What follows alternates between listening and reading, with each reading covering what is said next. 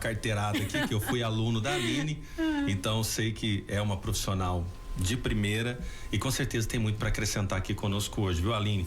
Já mais uma vez Obrigada. falar da alegria que eu tenho de ter você conosco aqui. Aline, vamos lá então, eu quero saber, conta pra gente. Hoje uma profissional de sucesso. Sim. Hoje já foi professora. Isso. Hoje trabalha aí com desenvolvimento pessoal, desenvolvimento de carreira, né? Em várias empresas, inclusive vindo aqui pro podcast hoje, você tava numa empresa. Exato. E conversando com você, já estamos sabendo que você vai sair daqui, vai para outra empresa. Isso. Né? Então sempre nessa correria aí, Exato. trabalhando com desenvolvimento de carreira, desenvolvimento das empresas e de profissionais. Muito bem.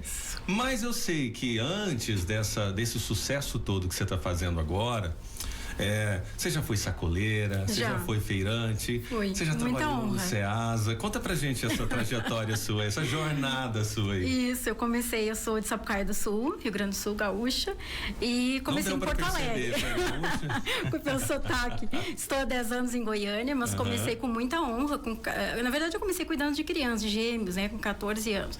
Aí, com 15 para 16, eu comecei a trabalhar na área de banca de frutas, lá em Porto Alegre, na Borges de Medeiros. Certo. É aquele frio, assim, aquele frio 3 graus abaixo de zero, às vezes 5 graus abaixo de zero. Eu tava lá atendendo nas feiras, a gente ia pra Ceasa, buscava, né? As feiras, essas feiras tradicionais. Bancas, eram bancas. Feira livre, né? Só que lá em Porto Alegre ficam as bancas, assim, tem uma distância entre uma e outra. Nas avenidas. Não é igual, não é tumultuado igual aqui, não. Não é tumultuado aqui nem aqui. Agora eu não sei, porque faz tempo que eu não tem feiras lá, mas são mais feiras da lua, do sol, mais de produtos assim, de roupas, enfim. São as feiras especiais, né? Especiais, exato. Trabalho artesanal, de confecção, enfim. Isso. No seu caso era feira livre normal. Era feira livre, com verduras, frutas, né? A gente se especializava mais em frutas de primeira qualidade. Então eu trabalhava assim com o público classe A, né? Aí eu comecei com 16 anos trabalhando com esse público. 16 anos. Foi uma banca de frutas de uma amiga. Então ela me deu a oportunidade, né? Foi muito bom. Eu estudava à noite e durante o dia eu ia para Porto Alegre, porque eu estudava em Sapucaia do Sul, que é onde eu formei o ensino médio, né? Certo. E essa experiência com 16 anos, como que foi? Assim, você amou trabalhar vendendo fruta? Não. Eu sempre fui uma criança, uma adolescente com muitos medos, né? Muitos complexos de inferioridade. Eu era uma criança obesa, então depois eu tive essas questões com alimentação. Então, devido a questões emocionais de convivência em casa, né? Entendo que meus paizinhos, né, fizeram o melhor que puderam, né? Dentro das possibilidades deles e do nível de consciência que eles tinham naquele momento, né? Então, mas mesmo assim não tinha aquele abraço, aquele afeto, né? E aí você vai pro mundo, né? E aí eu fui as famílias me acolhiam. E aí a família de uma amiga que me acolheu, vamos trabalhar comigo, vamos. E aí eu comecei. E foi ótimo, porque a gente começa a ter consciência, né, da maturidade. 16 anos. 16 anos, isso. Aconteceu isso. Isso. Comecei a me administrar. Qual foi o próximo passo depois disso? Você viveu essa experiência e depois o que fez com que você sentisse vontade de sair, de avançar de alguma forma? Aí eu fui convidada para trabalhar num centro de compras lá da minha cidade. Eu trabalhei 4 anos lá, o Ouro Verde, que era o nome. Tinha 4 andares. Então lá eu trabalhava com frutas também. Tinha a parte da panificadora, da padaria, das frutas, mas tinha a parte de eletrodomésticos, a parte de calçados, roupas. E no 4º andar tinha a parte de móveis planejados. Aí, naquela época, eu fiz um curso, eu sempre fui muito ligada, assim, em querer estudar e antecipar. Então, eu vi o filho do dono, me apaixonei por histórias de vida, assim. Certo. E eu era apaixonada pela história de vida deles, como eles criaram esse supermercado, esse mini mercado ali regional, da região. E aí, eu comecei a estudar e comecei a vender móveis planejados. Então, eu comecei a me destacar como vendedora. Olha! Era vendedora lá na feira. Já era vendedora. E, não, eu era muito rápida, porque eu subia os 4 andares. Eu atendia 3, 4 clientes ao mesmo tempo. E sempre motivada. Porque eu sempre olhei assim que a minha missão era servir. Eu disse, eu quero servir as pessoas.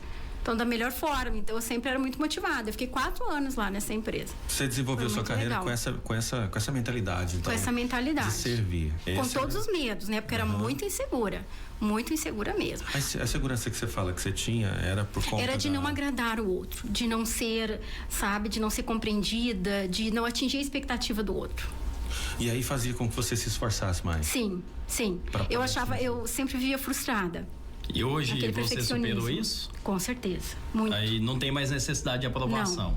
Não, Você faz... e para vocês terem uma ideia, assim, um pouquinho antes de vir para Goiânia, eu reprovei 11 vezes para tirar a CNH. Sério? 11? 11 vezes. Eu já ouvi 4, mas não, 11 é a primeira vez. 11. Quando eu conto para meus alunos, assim, eles não acreditam. Professora, mas como? Você sempre tirou notas boas, sempre muito inteligente, isso, mas não tem a ver com isso. Mas sabe uma coisa não que é QI, é QI, né? É o coeficiente emocional. É como que é? Vamos lá de novo. Não você é... falou, não é QI, é que... Não é o coeficiente de inteligência, né? O QI. É a questão emocional, é o equilíbrio emocional.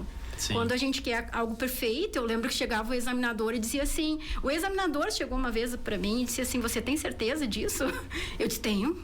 E ele foi lá e mediu, foi bem na baliza. Olha. E eu reprovei só em baliza 5 vezes. Então, isso foi lá no sul ou foi aqui já? Lá no sul. No sul.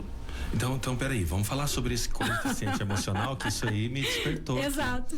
Não é o QI, que é o coeficiente emocional, que é o que hoje eu conheço. O QI é você mede os dois, ok. Só que o QI você tem é inteligência, um exemplo para matemática, isso, né? É o exatas, Isso, exato. Certo. Aí nós temos o QI, que é a questão emocional, os pilares, né? Que é a questão da autoconfiança, a autoaceitação. Eu não me aceitava enquanto ser humano. Nossa, e quantas pessoas hoje passam por isso? Muito, muito. Inclusive gestores de alta, né, CEOs aí de muitas empresas. Às vezes tem equilíbrio emocional numa área da vida e na outra não consegue lidar com isso. Às vezes ele consegue ter equilíbrio nos negócios. Exato. Né? Aí o que ele faz? Ele modela uma personagem e ele vai para aquela área. Eu tive um cliente uma vez, advogado, que ele modelava nisso devido a questões com o pai. O pai sempre falava para ele que ele era inútil, que ele não servia para nada, enfim, e ele foi depois, né, houve todo um desafio na vida dele, que teve que assumir a casa, tudo. E aí vem essas questões que a gente... E isso, em algum momento, a conta vem. Eu digo, a gente vai fechando nas caixinhas, em algum momento você tem que abrir a caixinha. Por isso é a terapia, né? Então, você tem que abrir isso e lidar com essas demandas, porque senão fica lá guardado e isso vai se apresentando durante a vida e a gente não consegue perceber isso. E qual foi o ponto que você acha que deu certo, que você conseguiu superar na 12ª vez e passar a ser aprovado? Porque eu fui pra terapia. Aí minha terapeuta disse assim, Aline, você vai dar um passeio? Não pensa que você está sendo avaliada. Pensa que você vai dar um passeio. Porque eu já estava assim, expert nas aulas de direção. A teoria sabia tudo. A teoria eu sabia tudo. E a prática também eu fazia. Sim. Só que chegava na hora, você está sendo avaliado. Aí só o fato de lembrar que estava sendo avaliada. Lembrar, dizia, eu não sou, isso não é para mim. E outra, eu lembro muito bem o meu paizinho, né? Cada um dá o que tem de melhor, mas ele era muito nervoso, assim. Às vezes eu pegava o carro e gritava comigo, às vezes, ou não vai dar conta, sabe aquela coisa assim? Aqueles gatilhos lá da negatividade, né? Por também se exigir.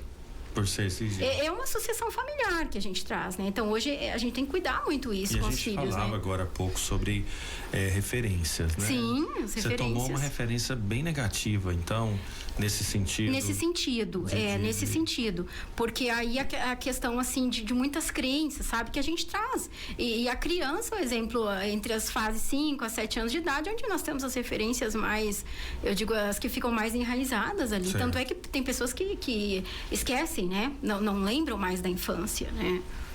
E essas referências são muito importantes, né? Muito importantes. No desenvolvimento pessoal. Sim. Já começa na infância, né, Aline? Sim, esse desenvolvimento, começa nessa né? questão do abraço.